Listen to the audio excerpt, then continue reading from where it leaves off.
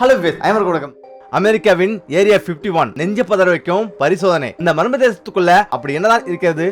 உலகில் ஏதோ ஒரு மர்மமான ஒன்று இருக்கும்போது அதை சுற்றி பல கற்பனைகளும் கதைகளும் கட்டிவிடப்படும். அமெரிக்க ராணுவம் இந்த இடத்துல ரகசிய ஆயுத பயிற்சிகளை ஆயுத ஆராய்ச்சிகளை மேற்கொள்வதாகவும் அமெரிக்க அரசு வேற்றுக்கிரக வாசிகள் குறித்த சோதனைகளை ரகசியமா செய்து வருவதாகவும் வேற்றுக்கிரக UFOக்கள் அதாவது ஏலியன்கள் வந்து இறங்குவதாகவும் பல மர்ம கதைகள் இதை சுற்றியுள்ளன. அதையும் தாண்டி பல மர்மமான ஆராய்ச்சிகளும் நடந்து கொண்டிருக்கிறது. 24 ஜூலை 1952 ஆண்டு விமானப்பட அதிகாரிகள் நெவடாவில கார்ன்சிங் என்னும் பகுதியில 3 டெல்டா விங் என்னும் அசாதாரண விமானம் வடிவத்துல வானில் பறப்பதை பார்த்ததாக சொல்லி பரபரப்பை பற்ற வைத்தார்கள். அமெரிக்க கடற்படை வீடியோ ஒன்றுல வானில் சொல்லும் ஒரு வட்ட வடிவ UFO ஒன்றும் பதிவாகியுள்ளது. இது மட்டுமல்லாது ஏரியா 51க்கு அருகில் பொதுமக்கள் பார்த்த UFOக்கள் பற்றிய தகவல் கூட பதிவாகியுள்ளது. எது எவ்வாறாயினும் இதுவரை இந்த இடம் பற்றிய எந்த ஒரு அதிகாரப்பூர்வமான தகவலும் அமெரிக்க அரசால வெளியிடப்படவில்லை. அமெரிக்காவின் லாஸ் வேகாஸ் வடமேற்குல சுமார் 120 மைல் தொலைவில் நெவடாவின் ஹைவே என அழைக்கப்படும் வேற்றுக்கிரக நெடுஞ்சாலை வழியா எந்தவித பெயர் அடையாளங்களும் குறிப்பிடப்படாத ஒரு புழுதி பறக்கும் சாலைக்கு நடுவுல செல்கிறது இந்த மறுபூமி. கிட்டத்தட்ட 200 கிலோமீட்டர் நீளம் இந்த நெடுஞ்சாலையின் இடையே எந்த ஒரு கடைகளோ பெட்ரோல் பங்கோ நின்று நிறுத்த இலைப்பாறும் இடமோ எதுவுமே இல்லை. தடித்த சங்கிலால வளைத்து மூடப்பட்ட இந்த தரிசனத்துக்குள்ள அடியெடுத்து வைக்கும் ஒவ்வொரு எறும்பின் அசைவும் கூட சுற்றி வளைத்து கண்காணிக்கப்படுகிறது. சுற்று வட்டாரத்தில் மட்டுமல்ல அதன் மேலுள்ள வான்பரப்பிலும் அனுமதி இல்லாம எந்த ஒரு விமானமும் பறப்பதற்கு தடை விதிக்கப்பட்டுள்ளது. முக்கியமாக ஒரு பறவையின் நிழல் தெரிந்தால் கூட செக்யூரிட்டி கேமராக்கள் அலர்ட் ஆகின்றன. உலகின் மிகப்பெரிய பலம் வாய்ந்த விமானப்படையாக கருதப்படும் அமெரிக்க விமானப்படைக்கு சொந்தமான பயிற்சி நிலமாக நெவாடா பாலைவனத்தின் வறண்ட பெருநிலத்துல பறந்து விரிந்திருக்கிறது இந்த மர்ம தேசம். இதற்கு உள்ளே என்னதான் நடக்கிறது என்பது இன்று வரை மிகவும் ரகசியமாகவே உள்ளது. அதை தெரிந்து கொள்ள விரும்பும் பொதுமக்கள் போலீசாரால பல கிலோமீட்டர் தூரத்துக்கு அடித்து துரத்தப்பட்டனர். இரண்டாம் உலக போருக்கு முன்னர் வரை இந்த நிலவரப்பு வெறும் பாலை நிலமாகவே இருந்துள்ளது. 1864 ஆண்டுல இதன் அருகே உள்ள குரூம் லீக் சால்ட் பிளாட்டை சுற்றி வெள்ளி மற்றும் ஈயம் கண்டுபிடிக்கப்பட்டது. அதன் பின் உளவுத்துறை மற்றும் அமெரிக்க ராணுவம் CIA பொருத்தமான ஒரு இடமாக இதை தேர்வு செஞ்சது.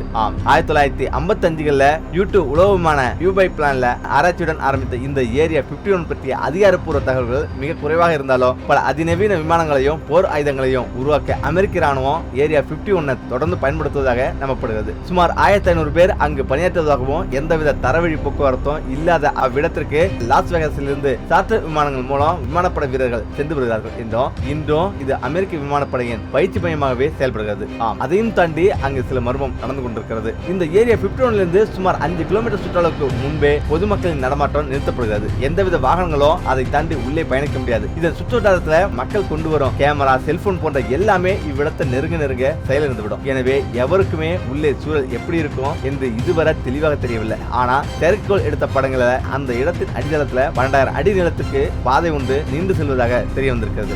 ஒரு எறும்பு கூட உள்ளே போக அனுமதி கிடையாது. அத்துமீறி உள்ளே நுழைவோர் கேள்விகள் இன்றி கைது செய்யப்படுவாங்க. மேலும் இந்த விடத்தை பாதுகாக்கும் காவலர்கள் கேமரூட் என்று அழைக்கப்படுகின்றனர். இவர்கள் ராணுவத்தையோ காவல்துறையோ சேர்ந்தவர்கள் அல்ல, ரகசிய பாதுகாப்பு படையை சேர்ந்தவர்கள். இவர்களை பற்றி இன்றளவும் தகவல் தர அமெரிக்க அரசு மறுத்து வருகிறது. வேற்றுக்கிரகவாசிகளோ அணு ஆயுத பரிசோதனையோ விமானப்படை தளமோ இல்ல ஹியூமன் ஆராய்ச்சியோ மனித ஆராய்ச்சியோ இல்ல அதையும் தாண்டி வேறு ஏதோ ஒன்று எதுவாயினோ அங்கு இருப்பது உண்மையில் என்னவென்பது அமெரிக்க அரசுக்கு மட்டுமே தெரிந்த பரம ரகசியம் என்று மக்கள் நினைத்தனர். அமெரிக்காவில் இருக்கும் இந்த இடம் எதற்காக இப்போது திடீரென வைரலாகிறது? அதற்கு காரணம் சதிக்கொட்பாளர்கள் அவ்வப்போது இது போன்ற நிகழ்வுல ஒருங்கிணைப்பாளர்கள் அவற்றின் நோக்கம் இந்த உலகம் நம்பிக்கொண்டிருக்கும். இந்த உலகம் நம்பிக்கொண்டிருக்கும் விஷயங்கள் இருக்கும் உண்மைகளை வெளிக்கொண்டு வருவதாக தான் இருக்கும். எடுத்துக்காட்டாக பூமி கோள வடிவமாகத்தான் இருக்கிறது என்பது அனைவருக்குமே தெரிந்த ஒரு விஷயம். ஆனா அரசுகள் தான் மக்களை அப்படி இருப்பதாக கூறி ஏமாற்றிக் கொண்டிருப்பதாகவும் உண்மையிலேயே பூமி தட்டையானது எனவும் நம்பிக்கொண்டிருக்கும் ஒரு கூட்டமும் இன்று இருக்கிறது. அதை நிரூபிக்க பல முயற்சிகளும் அவர்கள் ஈடுபடுவது வழக்கம். இது போன்ற முயற்சிகள் தோல்வியில் தான் முடியும். அவளை பார்த்து உலகம் சிரிக்கும். அதையும் சமாளிக்க தயாராகவே இருப்பார்கள் சதிக்கொட்பாளர்கள்.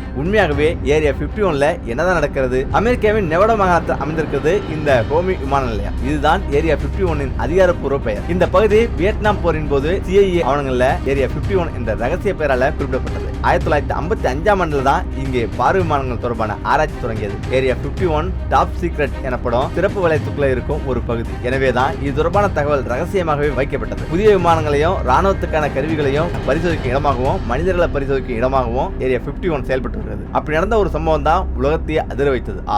ஏரியா 51ல நடத்தப்பட்ட இந்த அபிகாயில் ப்ராஜெக்ட் என்பது ஏரியா 51 பகுதியில் நடத்தப்பட்டதாக கூறப்படும் ஆய்வுகள் ஒன்று. ஆராய்ச்சியாளர்களிடையே இது அமெரிக்காவின் வரலாற்றில் மிகவும் பயங்கரமான அறிவியல் அறிவியல் சோதனைகளின் பட்டியலில் சேர்க்கப்பட்டுள்ளது. எனவே இரண்டாம் உலகப் போர் முடிவில் விஞ்ஞானி ஆல்பர்ட் வெஸ்டன் அடங்கிய ஒரு ஆராய்ச்சி குழு மனித உடற்குறியல் ஆய்வு மற்றும் மனிதநேயமற்றவர்களை உருவாக்கும் பணிகளை மேற்கொண்டது. போருக்கு சென்றா ஈவிரக்கமே மக்களுக்குள்ளும் மனிதர்கள் தேவைப்பட்டாங்க. அப்படி ஒரு மனிதர்களை உருவாக்க இந்த ஆராய்ச்சியில செயல்படுத்த விரும்பினாங்க. இந்த ரகசிய திட்டத்தை செயல்படுத்த ஒரு பொருள் தேவை.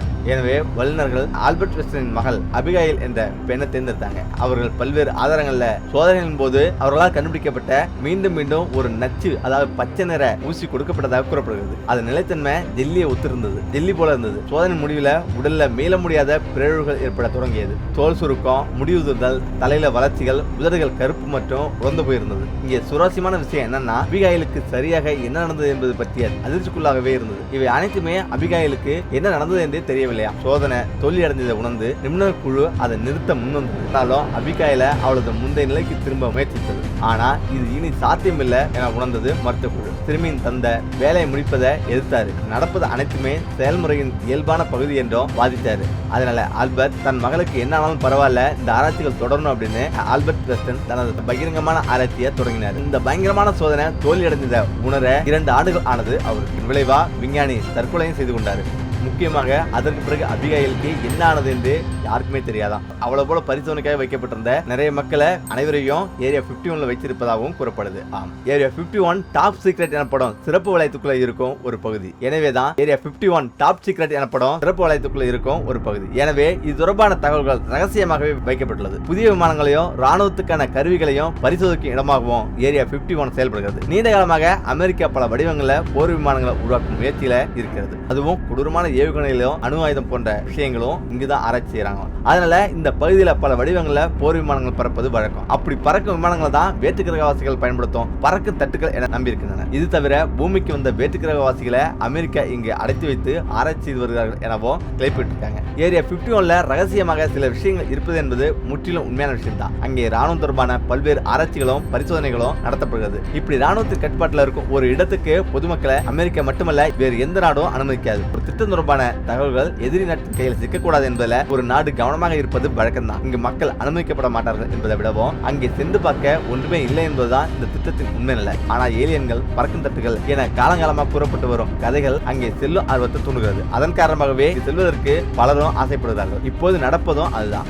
பல லட்சம் பேர் இங்கு செல்ல முடிவு செய்திருக்காங்க. மேலும் இங்கு உண்மையை நடப்பது ஏரியா 51 என்பது நிஜம்தான். பெரும்பாலானவர்கள் நம்புவது போல கற்பனையான இடம் அல்ல, உறுதி. அதே போல 2013ஆம் ஆண்டு அமெரிக்க அரசாங்கமே ஏரியா 51 என்று ஒரு இடம் இருக்கிறது என்று வெளிப்படையாக உறுதி செய்தது. தகவல் பெறும் உரிமை. அதே போல நீண்டகால அமைதிக்கு பின் தகவல் பெறும் உரிமையின் அடிப்படையில் ஏரியா 51 இருப்ப அமெரிக்க அரசு ஒற்றுக்கொண்டது என்பது குறிப்பிடத்தக்கது. முக்கியமாக தகவல்களும் கட்டுரைகளும். ஏரியா 51 பற்றிய உறுதியான தகவல் வரும் முன்பே அதை பற்றிய தகவல்களும் கட்டுரைகளும் வெளியாகி கொண்டேதான் இருந்தன. அவைகள் தான் ஏரியா 51 மீதான ஆர்வத்தை கிளப்பிவிட்டது. முக்கியமா மேப். அமெரிக்க அரசாங்கம் ஏரியா 51 இருப்பு பற்றிய விவரத்தை மட்டுமன்றி அது எங்கே இருக்கிறது என்ற மேப் ஒன்றையும் வெளியிட்டது. அதன் மேப் மட்டும்தான் வெளியிடப்பட்டதை தவிர இன்று வரை உள்ளே என்ன இருக்கும், எப்படி இருக்கும் என்பதெல்லாம் பலமான பாதுகாப்பின் மிகவும் ரகசியமாக வைக்கப்பட்டிருக்கு. முக்கியமா கிடைக்கப்பட்ட மேப் மூலம் ஏரியா 51 என்பது எட்வர்ட் விமான தளத்தின் ஒரு பகுதி என்றும் அந்த இடம் துல்லியமாக தெற்கு நெவாடாவின் உப்புப்படுகை அருகே உள்ள உரும் ஏரியின் மீது அமைந்திருக்கிறது என்பதும் தெரிய வருகிறது. முக்கியமாக வளர்ச்சி மற்றும் பரிசோதனை. ஏரியா 51 ஆனது